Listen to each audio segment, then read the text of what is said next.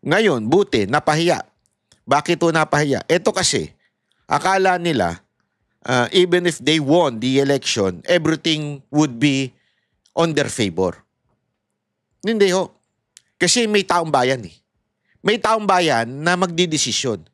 Kaya nga, ito mga kababayan, ultimong si Speaker Romualdez, lumambot. Yung tao na yun, hindi lumalambot yun. Parang baka yun eh. Hindi dahil sa size niya, ha? Pero atigas at tao yun eh. Pero bakit tila lumambot si Speaker Romualdez? Kasi alam niya eh. Alam niya, shit, wala nang patutunguhan to.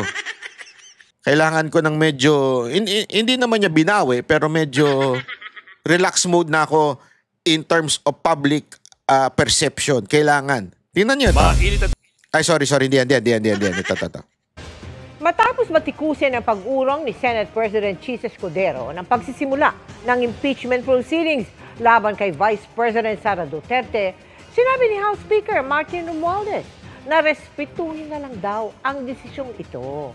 Pero may mga naniniwalang paglabag umano ang pagkaantala sa konstitusyon. Nagulat ako nung sinabi niya ito, respetuhin na lang. Wow! Coming from you? Di ba? Totoo naman eh. Napaka mukhang magtataka ka kung bakit nang galing kay Romualdez yan. And tandaan natin, this is a cue. This is a cue from their leader. Yung magpo-prosecute, di ba? Natila, wait, naglaylo na yung ano natin ah.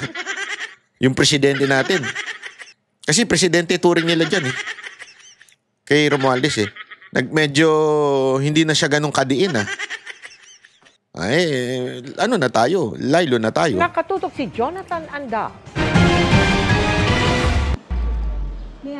Para kay House Speaker Martin Romualdez, dapat respetuhin ang desisyon ni Senate President Chis Escudero at ng Senado patungkol sa impeachment proceedings laban kay Vice President Sara Duterte. We have to respect the decision of the Senate President and the Senate. Yung sulat sa akin ni Senate President Chis Escudero is pretty straightforward. Kaya yung impeachment complaint ay nasa Senado na.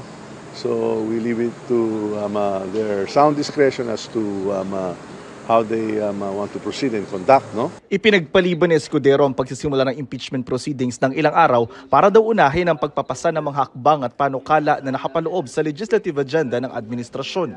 Si Representative-elect Leila de Lima na inaasahang magiging miyembro ng House Prosecution Panel, dismayado sa press conference kanina ni Senate President Chis Escudero. Feel na feel pa naman ito? Hindi, feel na feel niya eh. Hindi pa nga siya nananalo, feel na niya eh. Na siya ay magiging parte ng prosecution. Yeah? Feel na feel. Sabi niya, pagkakataon ko na ito para mag-convict at yung mga Duterte. Pero akala ko yung anuhin na niya, alisin na niya, yung mga agam-agam. Tungkol dyan na magkakaroon pa ba ng trial o trial? He could have been more categorical. Categorical? So far the Senate is concerned, tuloy-tuloy kami. I was expecting that kind of a stance sa kanya earlier, but it was not. But it was not. Medyo iffy pa rin, right? Kasi pa rin nakakasiguro. Everything is speculative at this point, but we hope things resolve itself positively for all. Tingin ni de Lima, nilalabag ni Escudero ang konstitusyon sa pag-antala ng impeachment proceedings. There's always been my position that is clearly violative of what the Constitution says. Constitution? Sabi ko sa inyo, hindi lahat na nag-i-English matalino. Kasi kayo, bilib na bilib kayo pag nag-i-English eh. Oh, alam mo, punta ka ng Japan. Doon mo marirealize. Hindi, walang biro. Sorry pero tayo mga Pilipino, bilib na bilib talaga tayo sa mga nag-i-English. Kahit yung mga vlogger, tuwan-tuwa kayo. Putang ina, magaling yan. Shit! English spokening niya pag nag-caption. Bilib na bilib tayo. Oh, pero ang daming bobo dyan. Actually, dinadaan lang nila sa English para mukhang matalino eh. Pero tayo, bilib na bilib. Oh. O, di ba? Eto, mga kababayan, kahit hindi po sa politika, kahit sa mga babae, pag nag-English, shit, social yan. Tangin, hindi tumatai yan, social yan. May babae bang di tumatae? Hayop yan. Hindi, ganun tayo kabilib eh. Ay na, linis ng pepe. Ay, sorry. Sorry naman. Sorry naman! May mga bata pa naman nanonood dito. Delete.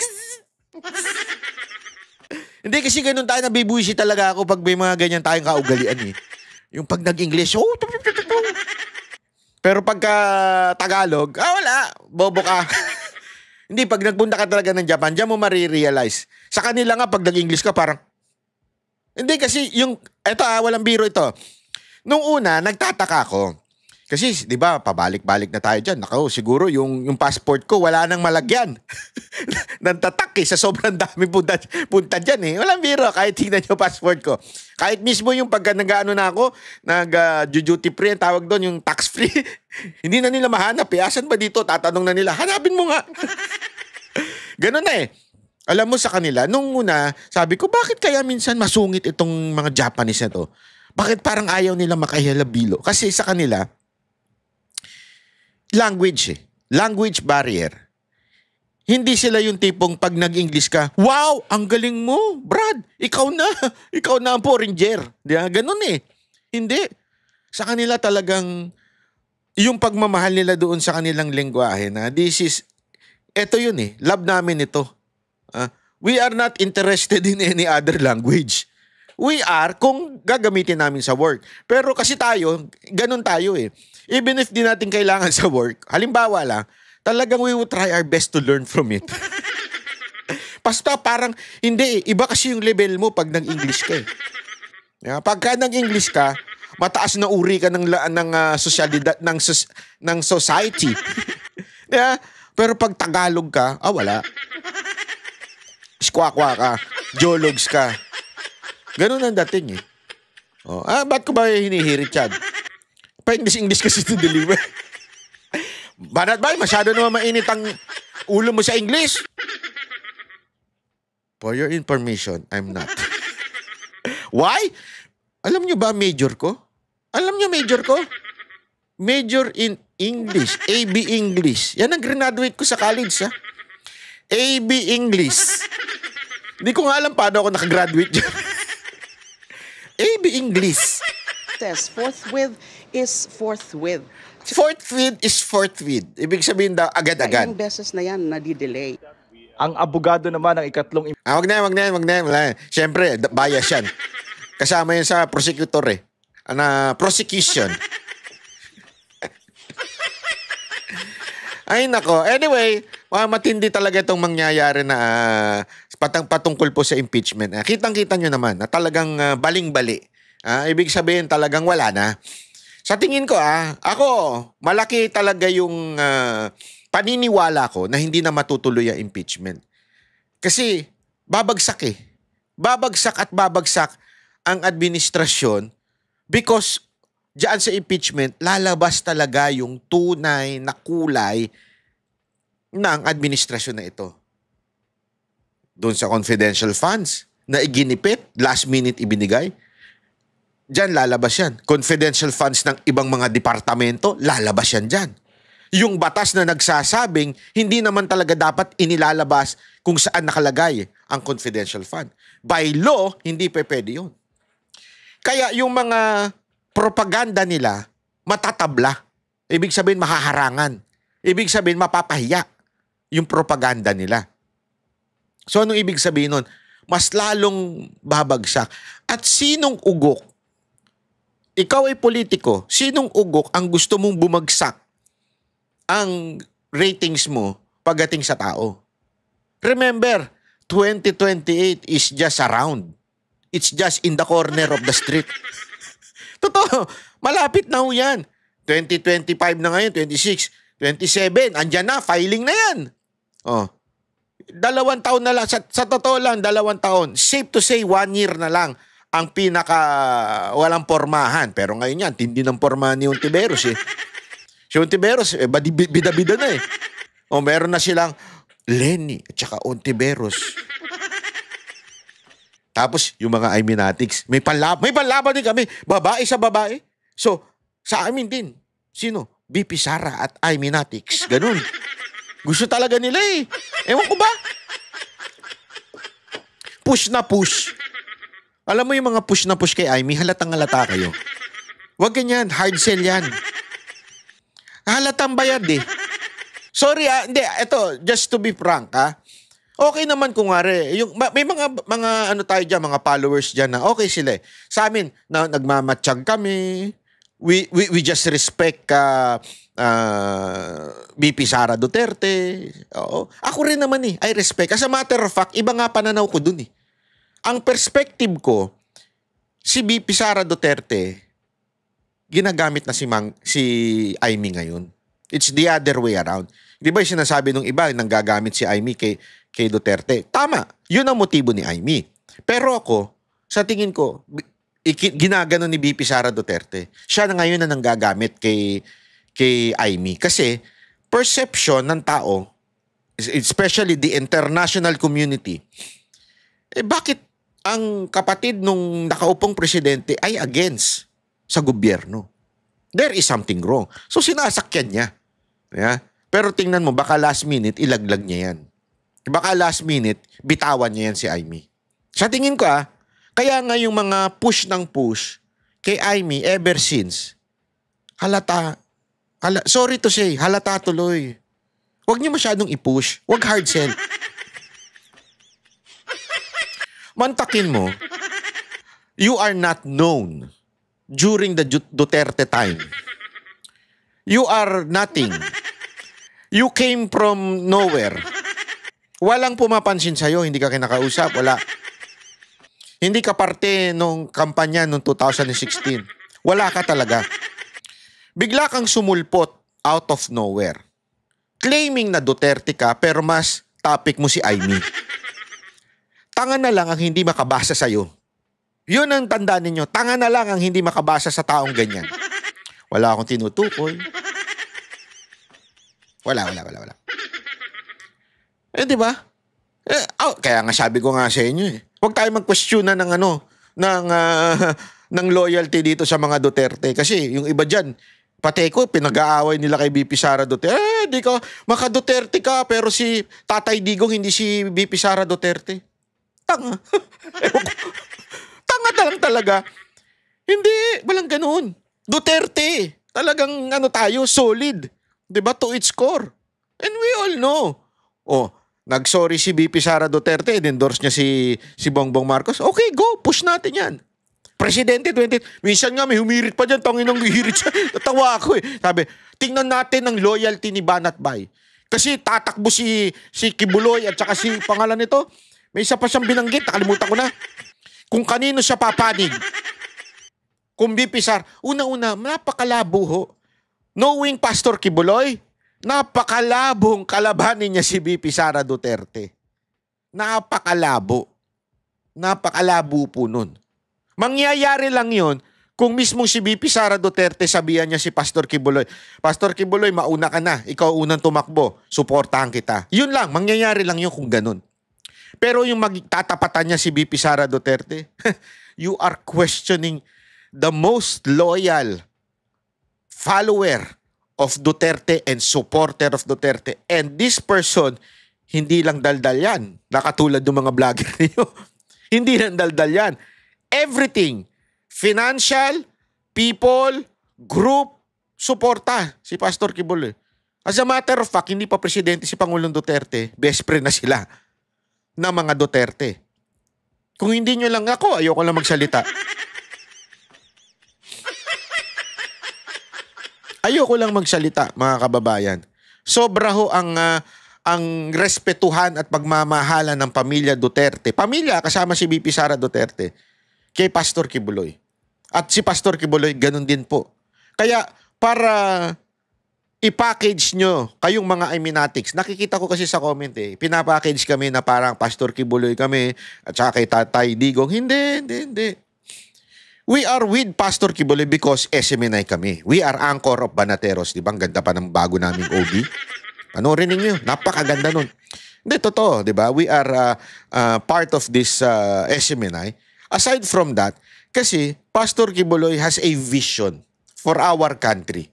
maganda ang plano niya katulad ng plano ni Pangulong Duterte. Kung meron talagang masasabi nating continuity na kay Pastor Kibuloy yun kesa kay Bongbong Marcos.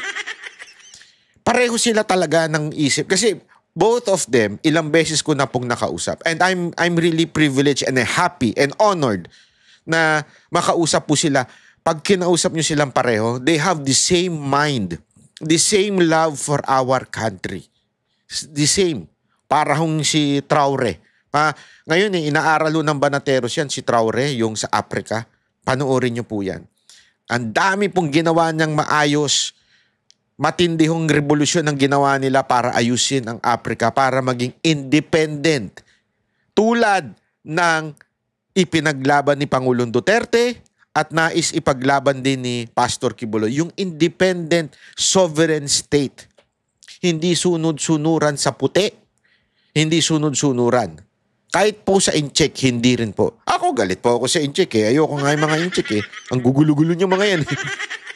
Pero, hindi ibig sabihin awayin. Di ba? Wag natin, una-una hindi naman sila nakikialam sa politika natin eh. That's bullshit. In the history of the Philippines, never nakialam ng politika ang Chinese sa atin. Never. Kalakal, oo. Talagang uubusin nila ang pera mo pag sa negosyo.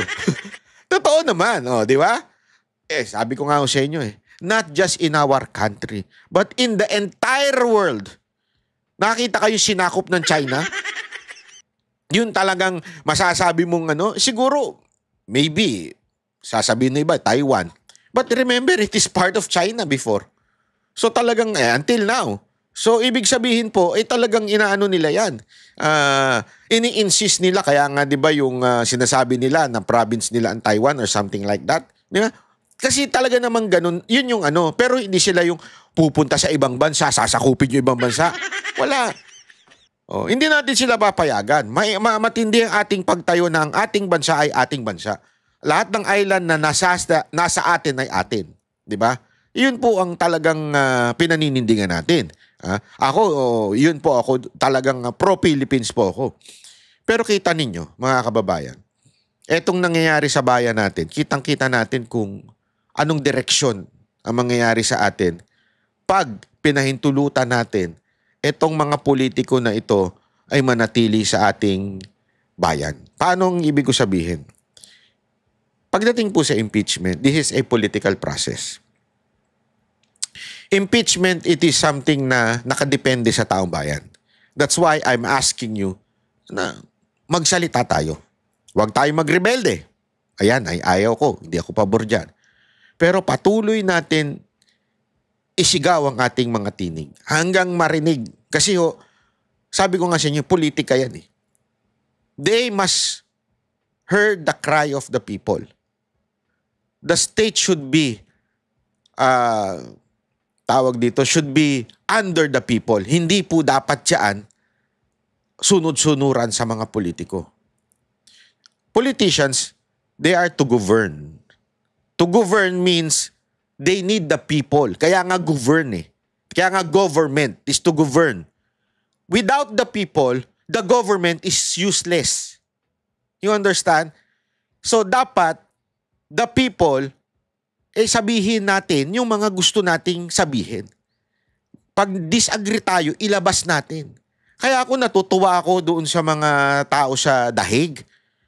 Yung mga kababayan natin sa iba't ibang bansa na nag-gather doon. Nakakatuwa. Palakpakan natin sila, mga kababayan. They are so kasi hindi ho madaling alam nyo naman sa ibang bansa. Grabe ho mga trabaho ng mga tao diyan. Isa, dalawa kasi to survive sa ibang bansa. Mataas ang ang standard of living diyan. So ibig sabihin talagang they have to keep on working. Sa atin hindi eh. Sa totoo lang, mas madaling mabuhay sa atin kaya nga yung mga foreigner punta dito eh. Bakit? Ang baba ng presyo dito eh. Sa atin nga, may panahon pa tayo mag-inuman, tumambay sa karsada eh. May panahon pa tayo mag-basketball na nakapa eh. Gawain ko yan eh. Totoo po. Kasi nga hindi ganun eh. Sa kanila, wala na. Minsan wala nang time eh.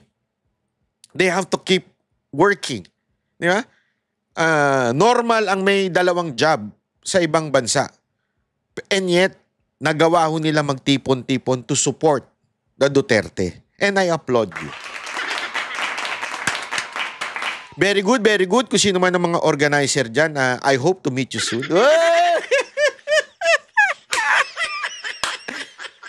Hindi, magpupunta po si Boss Dada dyan.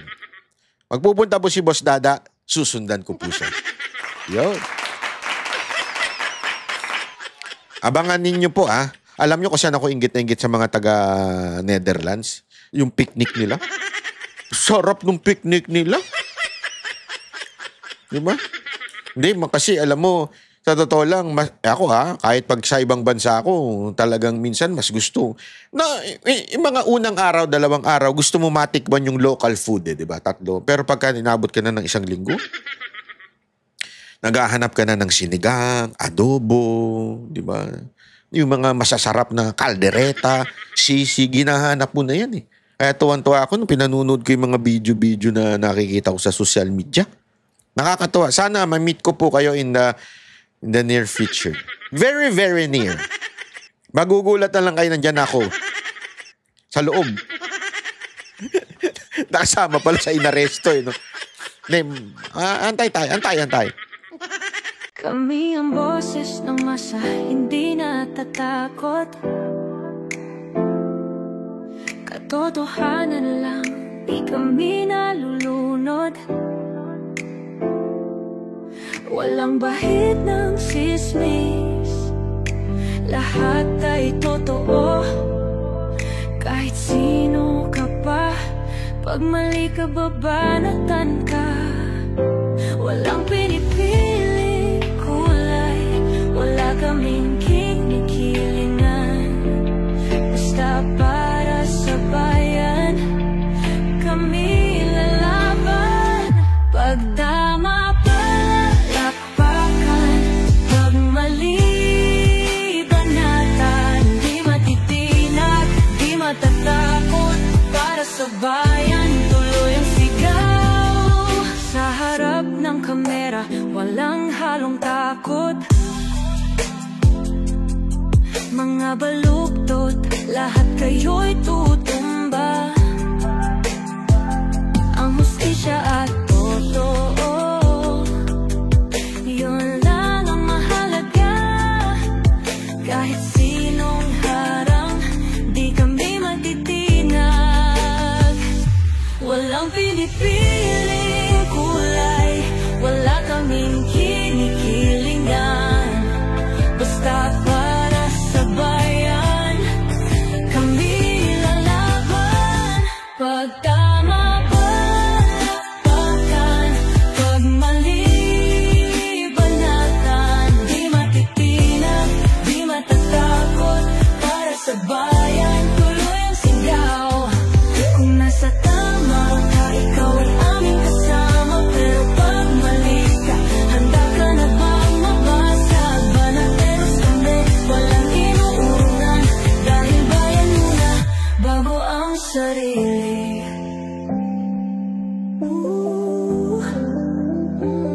Bago ang sarili.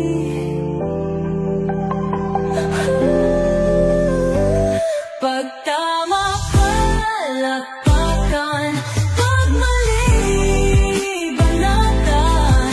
Banateros ang sigaw, katotohanan ang laban.